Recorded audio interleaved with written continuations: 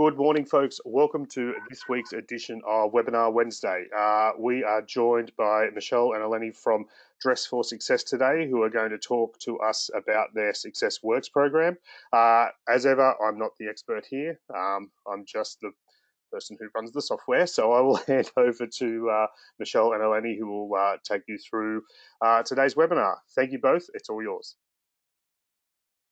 Thanks, Aaron. Thanks, Aaron. I'll just introduce myself and then I'll let Eleni introduce herself. My name's Michelle Bonner. I'm the Career Support Programs Manager at Dress for Success Sydney, and I also manage Success Works, which is a program of Dress for Success. And I've been at Dress for Success Sydney for just over 2 years. Thanks, Michelle. Hi, everyone. My name is Eleni. I am the Peer Support Coordinator of the Success Works program. I'll tell you a little bit more about what I do as Michelle introduces the program, because I think it'd be more appropriate as we go through the presentation today. Great. So we've come to talk, and I'll give a bit of an overview about Dress for Success, but we're particularly coming here to talk about Success Works, which is a program we're both very committed and passionate about, and it's really around shifting perspectives and also looking at diversity in a new way.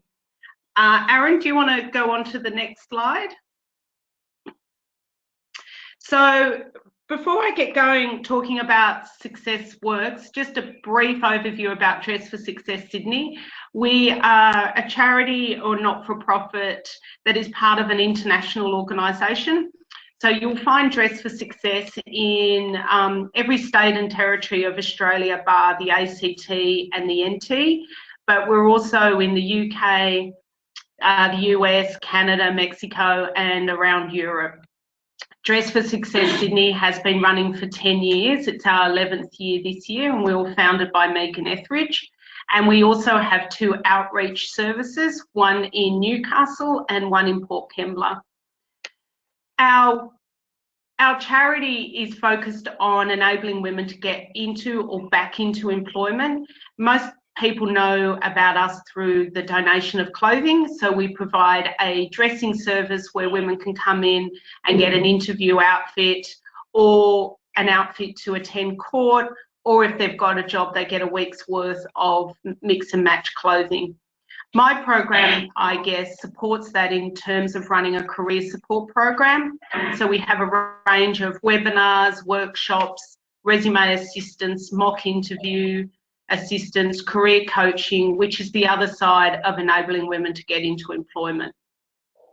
Success Works, though, is particularly assisting women who have a criminal record or who have been in jail, and it's about supporting them getting into employment. And I guess our mantra and philosophy is that we encourage employers and anyone in a position of recruitment to recognise that a criminal record should never be viewed as an automatic disqualification for employment. Next slide. Thanks, Aaron. So just to give a bit of a background as to why we've focused on this area, people might know, but in New South Wales, there's been a 33% increase in the number of women in correctional centres or prisons between March 2013 and June 2019. So they are the fastest growing prison population in New South Wales.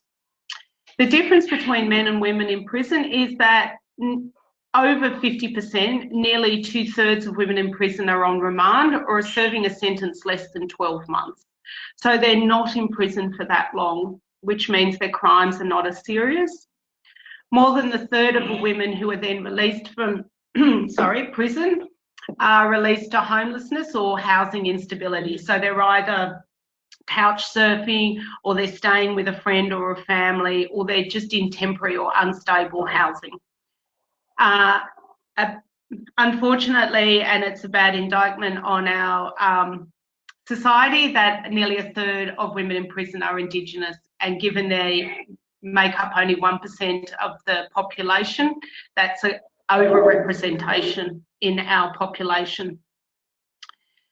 One of the issues that we have is the recidivism rate. So women return to prison at roughly a 50% recidivism rate.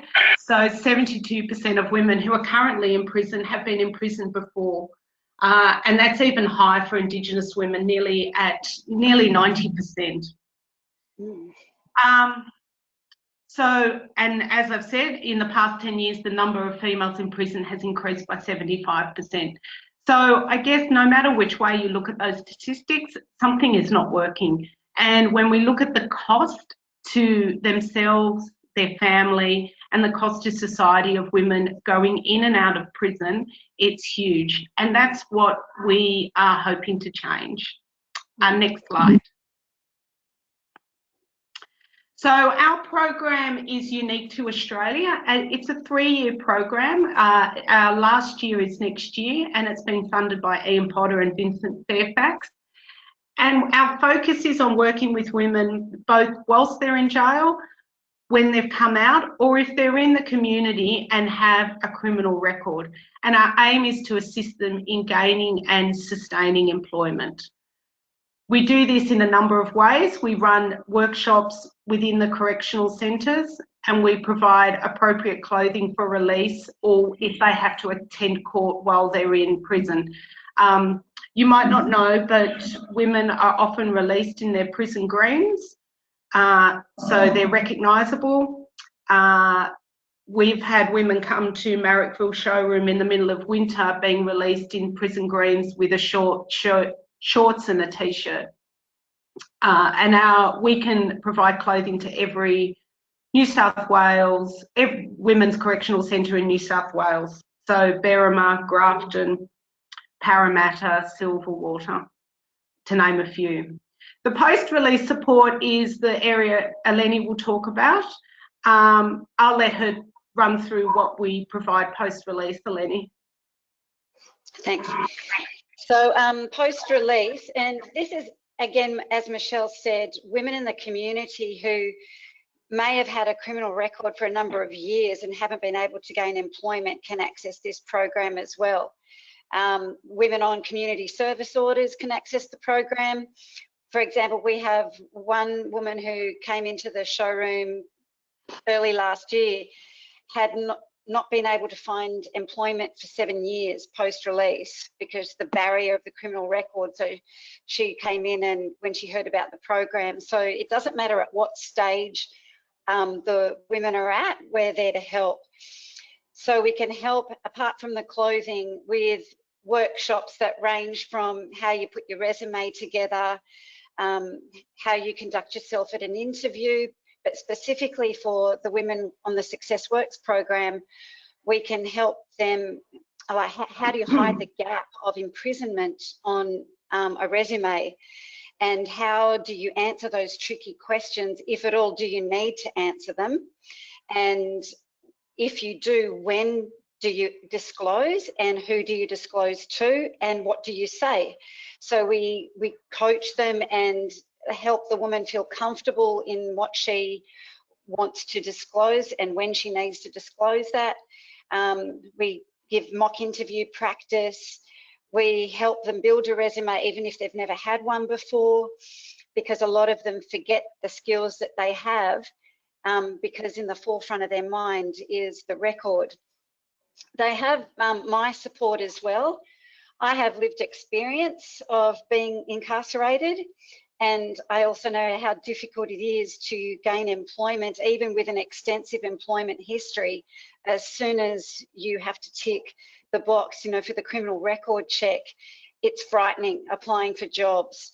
So a lot of the work I do with the women is building their confidence to help them believe that they are worth looking for employment, and to believe that their skills they've got are something that an employer would be looking for.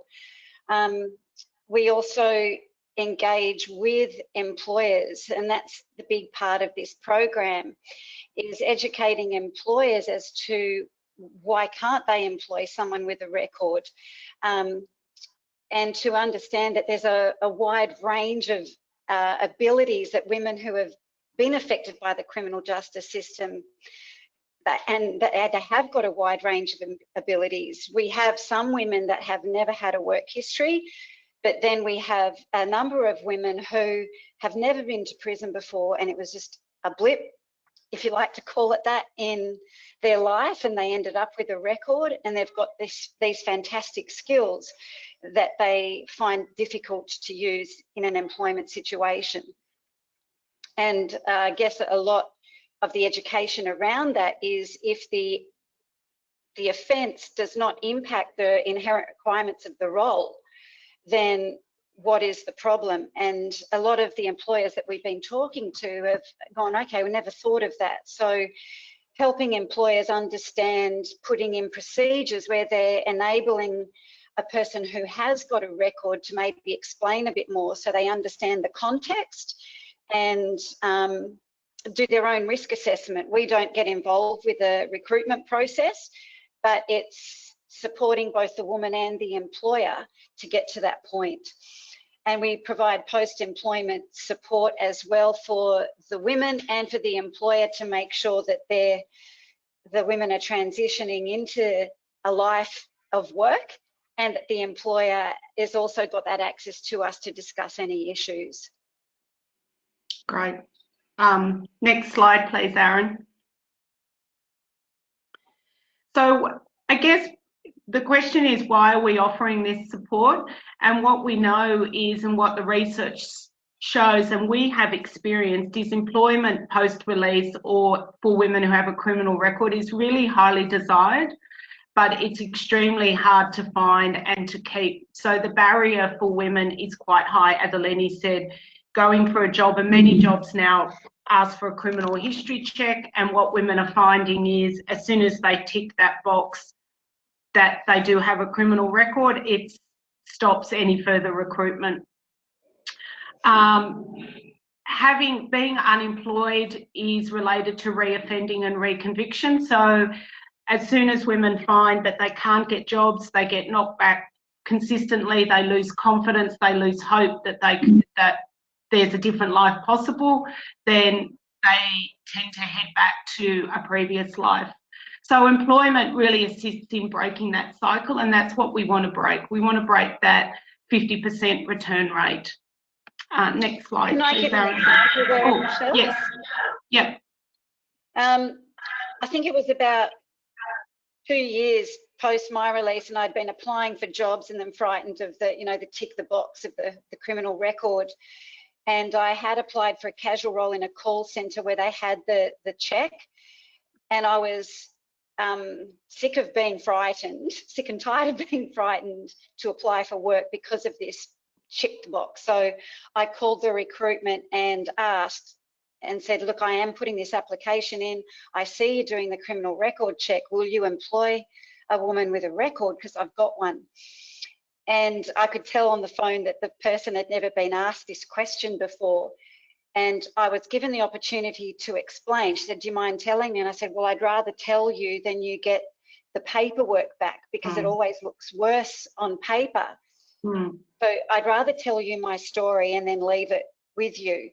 So I was given that opportunity, and I was told that I'd get a call back, and I didn't think I would. And I was extremely frightened disclosing, don't get me wrong, but I was more frightened of being frightened to get on with my life and not being able to.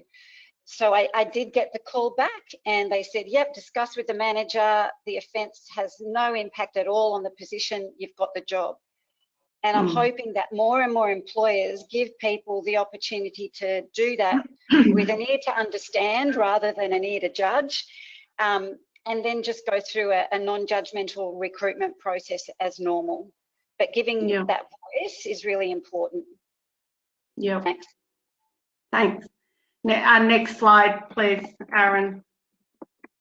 So just to give an example, these are, with the names changed, obviously, a couple of the women we've been working with. So Gina had a federal offence 11 years ago. As she said, she was in her 20s, she made a mistake. She's a different person now, but that offence still stays on her record. So even though she's now in her 30s, married with children, she can't, I guess, get past what happened in her 20s. One of the clients Eleni was talking about, Emma, came to us 10 years post-release and could not find work stocking shelves in any of the main grocery stores because of her criminal record. Similar to Eleni's experience, Beth was so nervous to apply for jobs, as they always ask for criminal history checks, that she just stopped looking. She just couldn't cope anymore. And a client we had, Louise, was turned down for a sport instructor role because of her criminal history, one-off event of stealing a bag. Next slide, please. So the challenge we have, and I guess that's why we're talking to employers, is we're in this real era of being risk adverse, and often, and I've been a part of it, employers undertaking checks that are not relevant to the role or not looking at the context.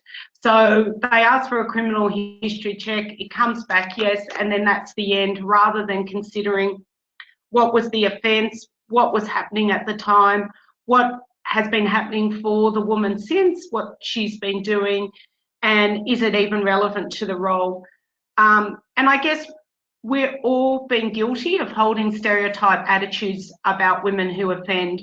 And these are just some of the comments that we've had from employers about why they wouldn't employ someone with a criminal history. So that sense that people go to prison for really serious offences, and it can be things such as a driving conviction, that women who go to prison can't be trusted around vulnerable people, or that for some reason that they'll always can't be trusted around privacy and financial data.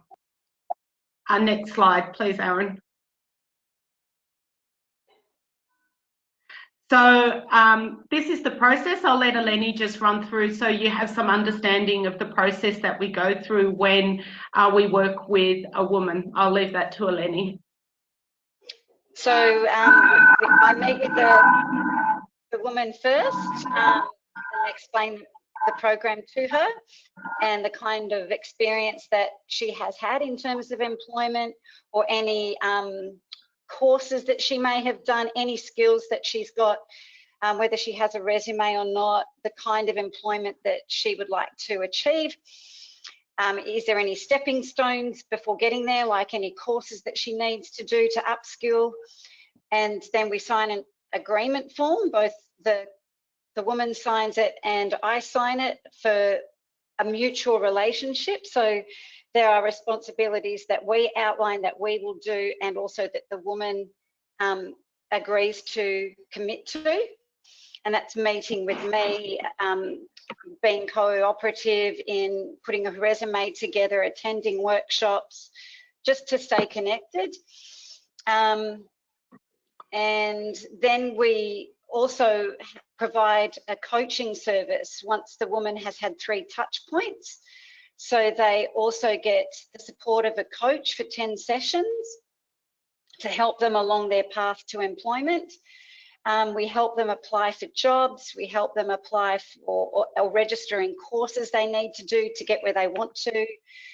We look out for jobs for them. If they see a job and they apply themselves, we're there to advocate for them at any point that they'd like us to advocate.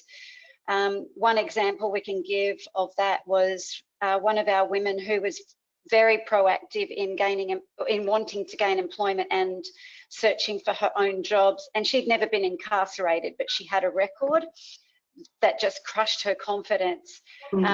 She got to the interview point, and then the criminal record check came up. So she asked us at that point, could we intervene for her? And we already had a relationship with this organisation, so Michelle called them, gave them a bit of a heads up, and they were fantastic. They said, yep, we've already got something in place for that. Can you please let her know that this will be the process going forward? So she was aware of what would happen next. They went through their own risk assessment, and she's been employed with them full-time for almost 6 months now. So we work together with the women. And then we could help them look for apprenticeships or other education that they might look want to look for.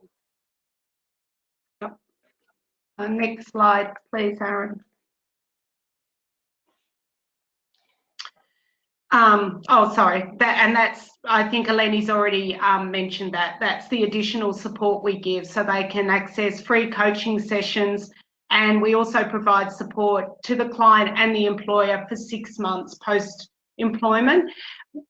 What that means is we don't get involved in any performance management or management responsibilities with the employment. It's just providing additional support to the client, helping them with that transition or any questions or issues that the employer wants to talk to us about. But we allow them to continue their own management of the role and performance management. Next slide, please, Aaron. So the other part of our work is not only working with the women, but working with employer partners, because unless we have people who are willing to at least interview women for roles and consider them and have a system in place where they can assess criminal records and assess their relevancy to the job, then we're only fulfilling one part of the program. So we currently have a range of employer partners like Accor, Harris Farm, Australia Post, Catholic Healthcare, there to name a few. And we've been talking to a number of local councils, including Burwood, Georges River and Sydney City, as potential employer partners. Now, this could mean at least looking at their processes. So if someone does tick the criminal history box, that they are not just excluded. It could be actually setting up an internship or work experience for someone with a criminal history. It might just be alerting us to jobs that they think might be suitable, or us alerting them and saying, for example, Michelle Bonner's applied, she will tick positive to this box and we're just letting you know, and we do that with the consent of the woman. We're looking for a range of roles. A Success Works client varies from someone who has every qualification and degree under the sun to someone who has limited work experience, from manual work to administration to call service, and they're the type of roles that we've, as you can see, have already filled. Next slide, please, Aaron.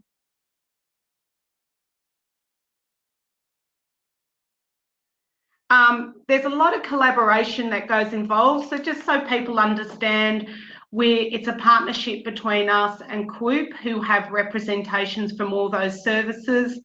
We also work closely with corrective services in the department. We have research being undertaken, and we're working closely with Justice New South Wales and all the other agencies and services that work in this space. And obviously we work closely with the women themselves. But I think just to ensure that there is support from government and also support from all the other NGOs working in this space. Next slide, please. Eleni, do you just want to run through the impact we've had so far? Yep, so we started in January 2019. We've had 63 women who have walked in through the doors for Success Works. 40 women have attended career support workshops in Silverwater, Emu Plains and Mary Wade Correctional Centre. We've got 24 women currently engaged with the program. In total, 15 women have found employment, either in logistics, packing, administration, hotel member consultant, food preparation, audit and compliance, postal services and disability support workers. And these women are just so grateful. You can't put into words the impact that getting a job has on a woman's life, but not only for herself, but for her children. It is life-changing. And one of the women who was employed full-time just before Christmas sent Michelle and I both an email and a Christmas card and said, I now have a brighter future because of this program. I can't tell you the impact. You might just think, oh, it's just a job, but the barrier to pull down is huge. And when they finally step over that, it's like someone values me. So yeah, especially can't if put that they're into in words. I imagine, especially if they're in a vulnerable situation, if they've got an abusive partner.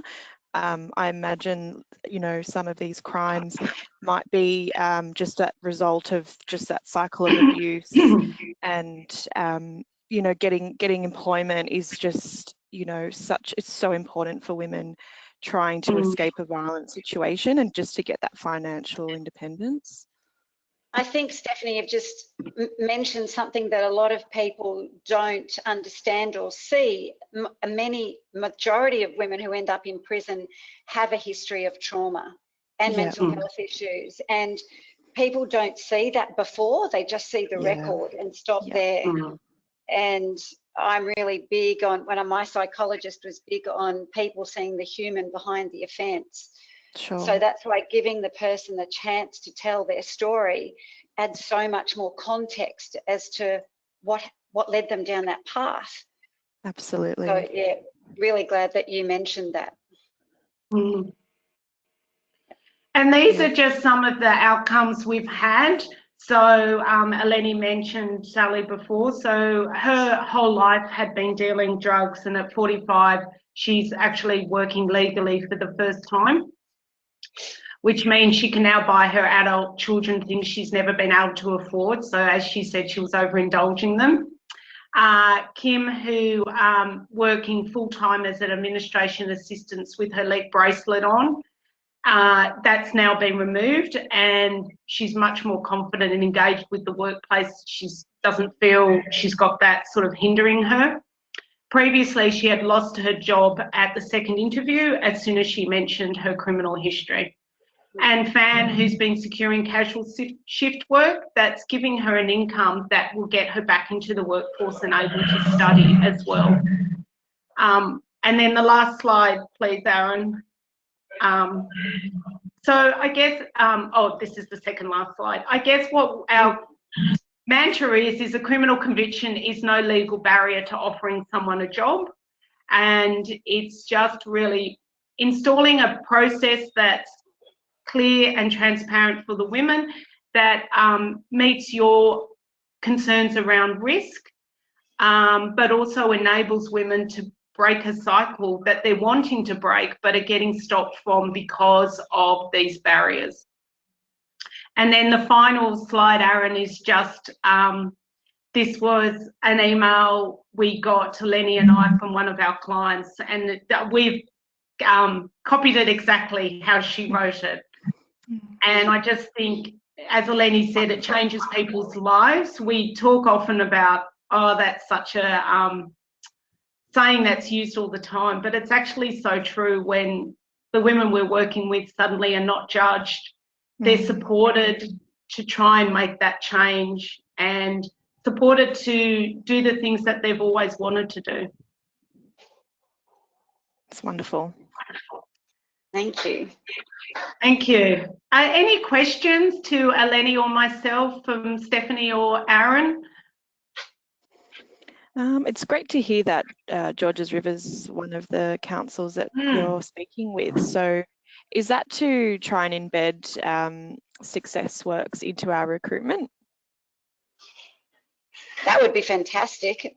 I think It would. I think at the beginning, I think for now what Georges River have done is had a look at their recruitment process, because I think for everyone, often when Eleni and I speak, people's reactions are kind of, oh, hang on, no, of course we can't employ someone with a record. And then they start to think about it and look through the process. And it's kind of, for Georges River, it's been, oh, hang on, like for everyone, oh, we hadn't really thought about it. We've just done, you're working with children check, criminal record check, we need this, tick, tick, tick. And it's not until, and it's not until you stop and think and go, well, hang on a minute, if someone has been to prison or has a record for a driving offence, why would that stop them being employed as the administration worker?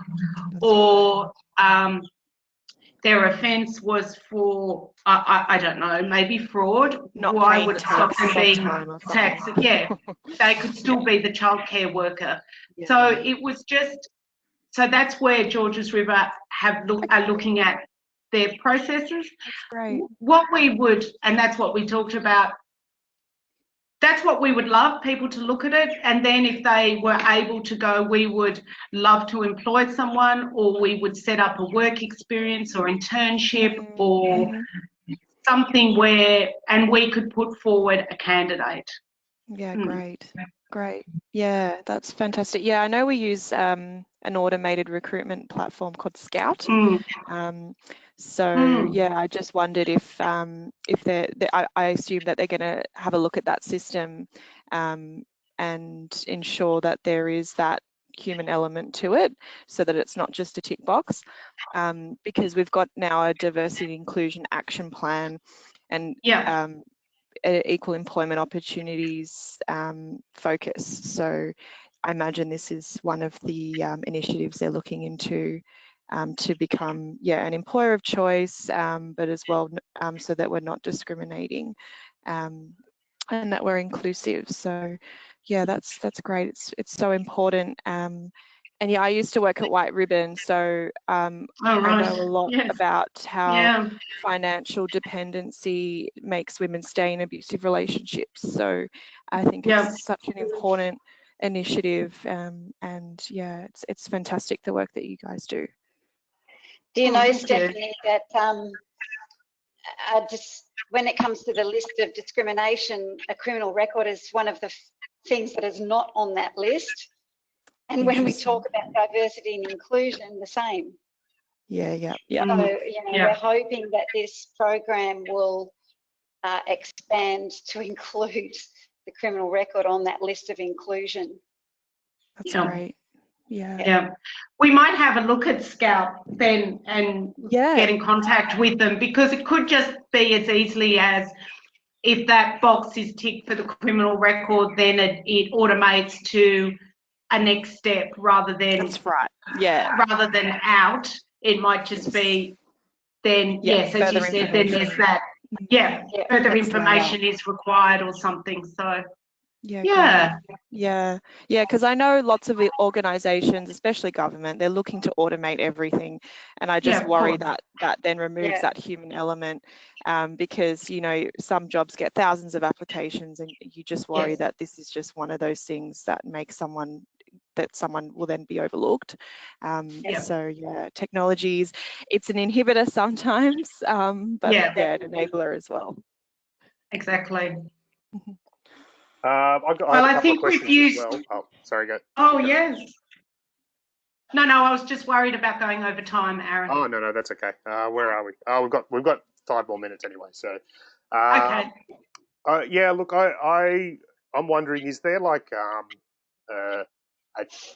I hesitate to use the word checklist, but it's the only thing I can think of to explain myself at the moment. Is there like a reckoner or a checklist that employers, in particular councils, can use to sort of look at, look at their recruitment systems and recruitment practices and go, oh, okay, these things exist in our recruitment practice. They're an immediate trap for people with a record, and perhaps we need to look at modifying, or is it not quite that simple? And they probably need to be speaking to yourselves to help work through their recruitment system and find where the automated traps might be, and where they're excluding people when maybe they don't really need to be.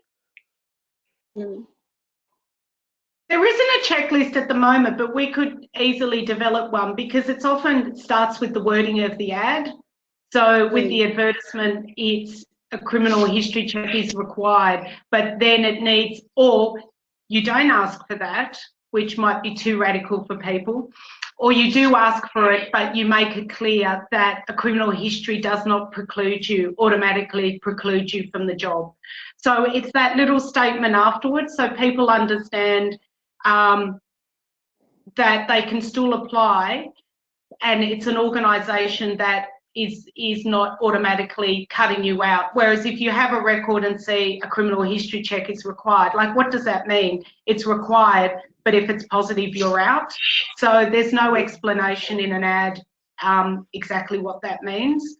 I guess so. That's having that supporting positive statement, really, isn't it? In the same way that a lot of applications, pretty much every job application now, will ask you for your First Nations background, but it's about a positive statement around that, as opposed to like, well, we're going to ask and then use that as an exclusionary factor. So I guess this is the same kind of process we need to go through here. Is sure, we're going to ask the question, but we just want to be clear that it's not necessarily an excluding factor. It's just something you need to know, and then we will discuss it with you. That's right. So I think it's come in not only Australia, all around the world, that it's a standard thing to ask for, but it's not explained why it's been asked. So for most people with a criminal record, as soon as they see that, they will probably exclude themselves. Or as Eleni said, you finally get to the point where you just think, I can't cope with this anymore, and you're proactive. But you've got to be in a really good space to be able to do that. So we could definitely put something together, you know, and it is often starting with that, and then if it's automated and you tick the box, then it might just be an instant, can you explain what it is, or attach your criminal record, and somebody will then call you, and then at your end you have your own risk assessment. Yeah, so it turns into a conversation with a person as opposed to it being an immediate birthing out of the process. Yeah. And that conversation could go either way. So it might be, explain to us what happened, what you've done since, as you would with any recruitment, and then you either then take it to a management and discuss, or the recruiting officer makes a decision and an assessment is made. So the crime was not relevant to the job, or the crime was relevant to the job, but it was so many years ago, there was a context to it. We have these systems in place where it's impossible to reoccur anyhow, it will be picked up, so we're going to give them another chance. Yeah. And surely the probationary period in any role, surely that's a bit of a safety blanket, you know. I think, you're right when you say organisations are quite risk averse, and especially government. It's all around mitigating risk, but to what sacrifice? Yes. Yeah. And again, it's like recruiting everyone. The pressure is on us and Eleni to ensure that every SuccessWorks client who's recruited is perfect and it all works out well. Well, that doesn't happen in life anyhow. That's why we have probationary periods. You know, we've all been on recruitment where we thought we chose the right person and 2 months in realised we haven't. But there's this pressure around, what if they're the right person? Well, that happens every day in life anyhow. And as you said, Stephanie, you've got a probationary period, and sometimes we just get it wrong. The employee gets it wrong and the employer gets it wrong. I guess all we're wanting is for there just to be, and it doesn't have to be laborious, it's just a next step. If you've ticked this box, we have a person in recruitment who will call. They'll ask some quite specific questions. They might write a short report or do a risk assessment, and then you either continue on in the recruitment or you don't. Yeah, that's great. I have one more question for you. From the client side, how do clients find out about the program? Is it something that is offered to them while they're incarcerated, or is there do clients contact Dress for Success and yourselves, or do you find clients through populations? They can come to us in any way. They can self-refer. When the women are in prison, we're relying on the support officers, the SAPOs in prison, to let them know, or the officers that know about the program to let them know. I've gone to all the community corrections officers possible around the Sydney metropolitan area and out west, and let them know of the program, talk to their teams in each office. So we do get a lot of our referrals from community corrections. The other support agencies know of the program, so they often refer women to us. So then they're building a support network around the woman with what they offer and what we offer. Some of the women have heard by word of mouth, or a couple of programs that have aired on the ABC last year that they saw and then come in and contacted us. And that was the case with one woman. She said, I saw the program and this is my last hope because I've given up. And she's one of the ones that did get employment. So yeah, there's a number of different ways. Excellent. We really reach out to Eleni and I, and also went to sort of drug and alcohol rehab services, mental health, refuges, community services, kind of anywhere that we thought might be referring. And then it's continuing that conversation with newsletters, emails, reminding them that we're here, putting it up on our website, any way of just constantly saying we're here if you can think of someone. And also women refer women they know as well. Excellent. It's great. Do you have a big team, or is it just the two of you? It's very impressive. Yeah, this is us. This is success. Wow. Amazing. So Eleni works 3 days. I work 4, but I have a number of other programs I look after as well. So yeah, it's just the two of us. Yeah. Wonder Women. Oh, the women are amazing. You know, we're so passionate about it, but they're, you know, they don't want to go back to jail, or of course. they're at a point of, we often talk about one client who, when she started coming to Dress for Success, she wouldn't even look at you in the eyes. She always had her head down. She barely said one word. And then, you know, by the end, after working with us for a couple of months and applying and got the job, she came in one day, and honestly, I don't think I recognised her. She was so different, wasn't she? Yeah. It was like a new person. Yeah. And we introduced her to our CEO, and I kept saying to the CEO, she wasn't like this before. Like, she literally would put her head down. She was transformed, and she got a job back in the field that she wanted. And that's the other thing. We're working with women not to just get any job. It's the job they want. Or it's a stepping stone to the job they want. And she got back into compliance and audit that she didn't think she'd be able to get into. She was just transformed. It was just remarkable. I couldn't believe it. So, yeah. What a lot of the women say when they get the chance is that a lot of the shame they're experiencing is just diminished. Yeah. That's pretty cool. So I'm aware of time, so I just wanted to thank Aaron for organising this and setting it up, and we would love to talk to any councils who are interested in the program. Maybe Aaron, you've put our contact details out. You can get us at Dress for Success on our website, or email Eleni or I directly. And we'd love to talk about the recruitment processes, or any way that you feel you could support women getting back into the workforce and being able to work in local government. Yeah, absolutely. The recording will be sent out probably in the next couple of days. But what I might do is add it into our regular member newsletter as well, and just make sure it gets spread a little bit more widely. Great. Excellent. Thank you so much. Thank you both. Thank you, Michelle and Eleni. Thanks, Aaron and Stephanie. Thank you, Stephanie. Great to hear from you. Thank you. Alrighty, folks. Enjoy the rest of your day. Thank you. We will. Thank you. Bye. Bye-bye. Bye.